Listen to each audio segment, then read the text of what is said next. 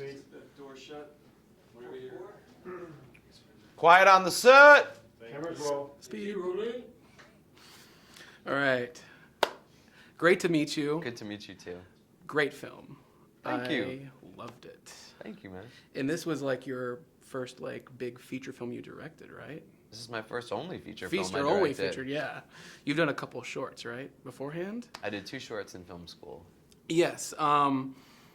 First off, how'd you come up to want to make this movie? 'Cause did it happen like a few years ago, several years ago in the making?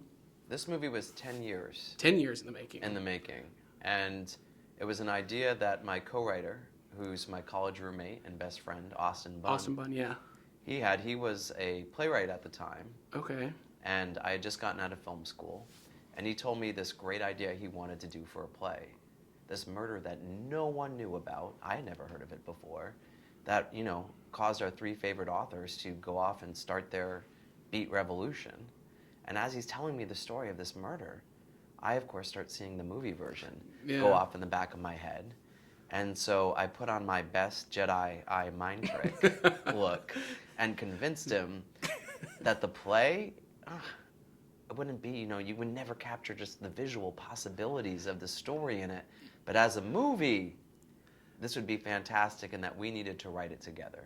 And you, at some point, had cast like Jesse Eisenberg in the play and Wishaw and Chris Evans. What happened with that whole casting? I mean, I love the casting that's in it now. It's like perfect.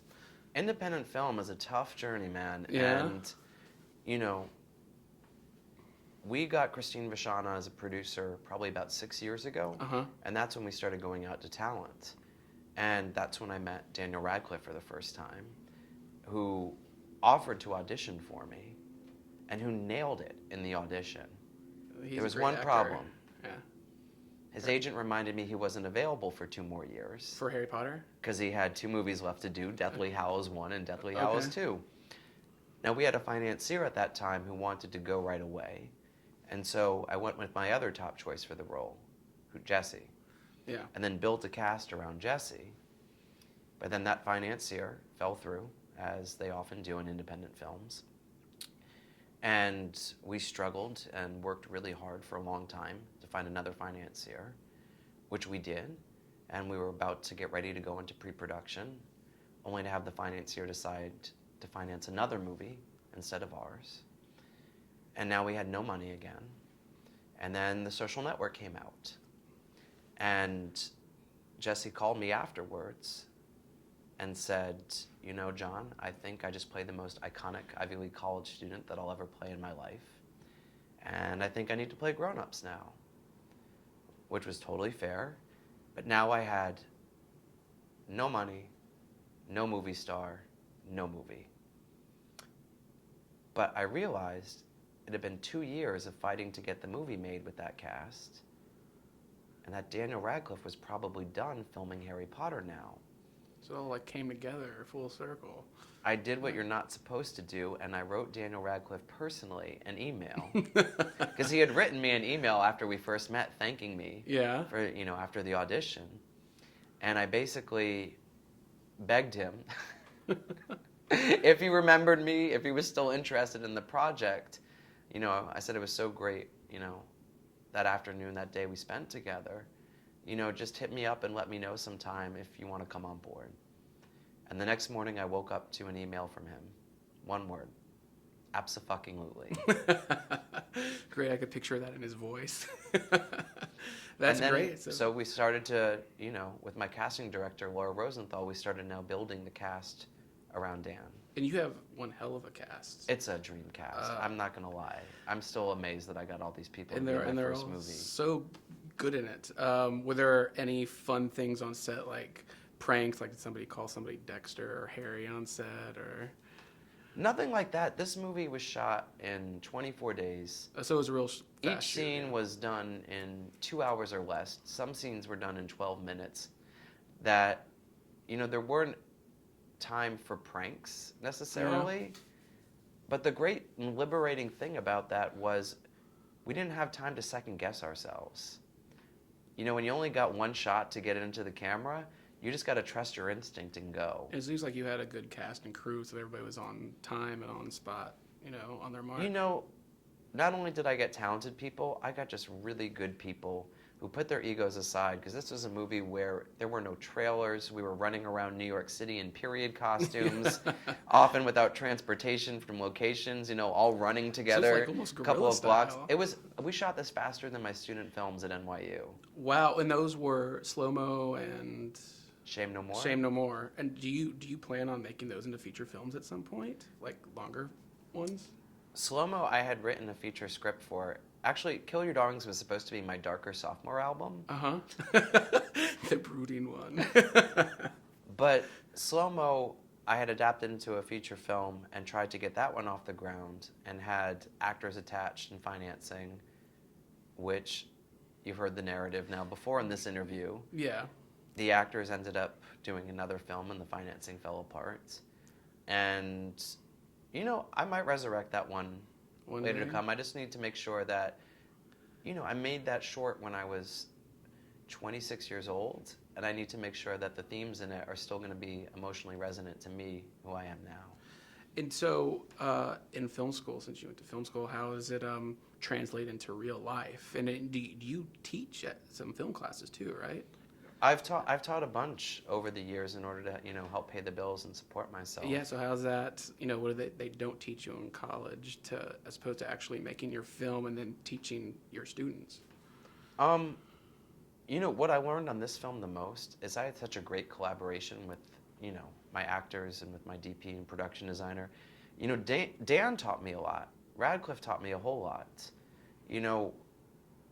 He gave me the time beforehand. We really worked together hard on collaborating and creating his character. Mm-hmm. But I also used that time to go, Dan, I've never directed a movie before. What the hell am I getting myself into?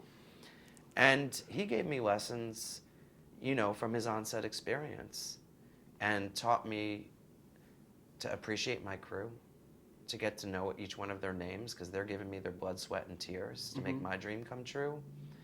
And he taught me that there will be times when things go wrong.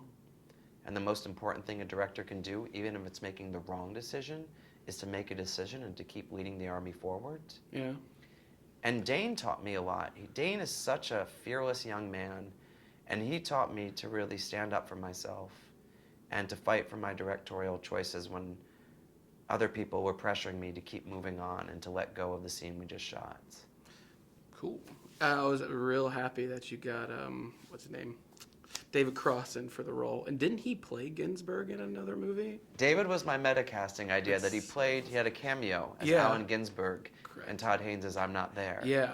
And now he plays And he was really excited by the fact of having played son, now getting to play father. But also he was excited to do his first straight dramatic role. And he was awesome in it, And he's amazing. Yeah, he is. He was so emotionally invested and present while that camera was rolling. And then as soon as we yelled cut, he was cracking up me in the set nonstop. I bet. In one of your earlier projects, you were a producer of a horror movie called Chainsaw Sally. That's actually a mistake. No? That's on IMDb. I'm not quite sure how it got there, but I thought the name was really funny. Is that? Did you not do a horror movie? No. No, that's sad. I was going to ask you about all these horror movies. No, Would you ever do a horror movie? Besides, I mean, I guess this if we're up to my boyfriend, who's a big horror movie fan. Yeah. Which one does he want you to do? It would have to be the right one. I mean, like The Shining and Carrie are two of my favorite movies of all time. I love The Shining, the scariest movie I've ever made. And if I were going to do a horror film, it would definitely have to have a strong psychological aspect to it. Psychological building. All right, awesome. Being a film fan, of course, going to film school, what are some of your favorite scenes from movies that have stuck with you, that you always remember? That you can't throw this out at someone while they're on camera. Oh, it's easy. We've got it all the time in the world. It's like when somebody asks you what you want for your birthday. A segue. What are some of my favorite scenes? Well, I can tell you one movie, that's just present in my head because it was a true inspiration for this film, and kind of mentioning horror film directors, is Peter Jackson's Heavenly Creatures. Oh, yeah, with the two girls. Because it was a true life story about murder, but it was, it's a story about being young. It's a story about being in love and romance and imagination. And it's fun and it's scary and it's, all of these genres combined together. Yeah. And, that's what we were trying to do with this movie is we didn't want this to be a traditional biopic. This movie, we didn't want to feel like homework. We wanted it to be as fun and exuberant and passionate as an 18-year-old, going away to college for the first time. Yeah, and he meets all new friends, and they show him this world he's really never seen, it seems like. And he just takes to it.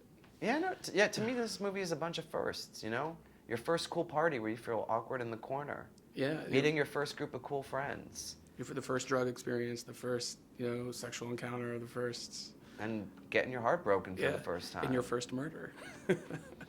And in this case, your first murder. Yeah. No, it's like, what we really wanted to show was that it takes often, this movie is very light and fun, but at the same time, it takes often a tragedy, something really powerful and sad, in order for you to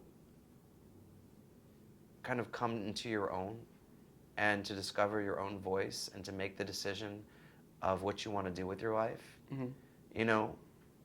For me, I remember my father passed away when I was 20 years old. Sorry. And thank you. But it was after the grief, that tragedy kind of put everything into perspective with me, and it gave me the strength to go and pursue this dream to become a filmmaker. And you're a good one. I mean, thank you. First man. one, I'm expecting to see Oscar nomination, your name in this movie. That's what I'm expecting. I'm just trying to get the movie out. Thank you. And then last question: any future projects, or as far as is there any movie you want to remake? Since everybody's remaking something, is there one that you want to remake that you feel you could do a good job, or if that's in a future project of yours? I'm playing with a couple ideas right now, Uh-huh. and I think for me the most important thing is to make sure that whatever it is that I feel just as passionate about it as I did on this one. I don't want it to take another 10 years. Yeah. But I don't want to rush into anything just for the sake of doing something. Yeah, no, I went to film school and I feel the same way. You find something you're passionate about, you do it. And I think, you saw my shorts. My shorts are comedic. There's a comedic element, definitely. That's why I would love to see them in, full form. I think I want to do a comedy next. Comedy? Yeah. I'm thinking something comedic next. Sweet. Well, I look forward to it. Thank you, man. Thanks for talking with me.